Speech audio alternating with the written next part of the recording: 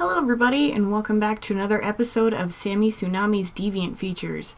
Today we have an artist who speaks to my own heart. He is Neometalero, who is not only an artist but also a indie game creator and the founder and executive producer of Cursebox Studios.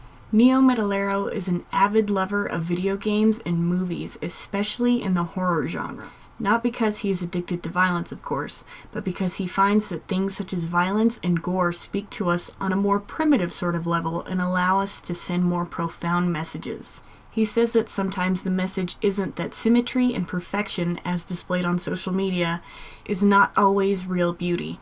Rather, it's looking at a deformed creature and falling in love, which in my opinion is a really neat way to look at it and a really good example of how different people perceive beauty. His inspirations come from monsters in survival horror games and in sci-fi movies such as Resident Evil, Silent Hill, Dead Space, Alien, and Diablo, just to name a few of his favorites. He has always wanted to create art and video games that gave him the same sensation that he loved in other people's work. Neometalero currently has 3 projects going on right now, which are all video games in development. The first one being Valkyria, which is a post-apocalyptic gladiator game with a realistic lead female character, lots of bullets, blood, and monsters. His second game is called Pandora, which is a first-person shooter survival horror game set in Uruguay. And this is actually a sequel to a video game he made back in 2011, which won him an award for Best 3D Game for the Video Games Contest in Uruguay. The last video game he's working on is called Endless Sea.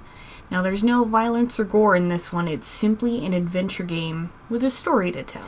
In the future, Neometalero hopes to design art and create games that will make audiences everywhere experience a whole new level of terror, action, adrenaline, and twisted beauty. Now, I've checked out his Cursebox Studios YouTube channel where he has plenty of examples of what he can create for his video games. You really need to go and check him out. Some of the examples he has, he's using CryEngine 3 for Endless Sea, which looks absolutely gorgeous. There's a really neat video for his new Pandora game, which scared the ever-living shit out of me because I was not expecting it. That looks really good. Just go and check out his videos. He's got a lot of really nice examples, and his games look really good. And down below in the description, I also have a link to the Cursebox Studios Facebook page, and I also have a link to his online portfolio where he has even more artwork, more 3D models for his video games, and also more videos showing off his video games and the examples of what he can do with the engines that he's working with. So go and check him out. Really awesome stuff on his YouTube channel. You gotta check it out, gotta look at it, get scared by the same video that I got scared by, and have a wonderful week.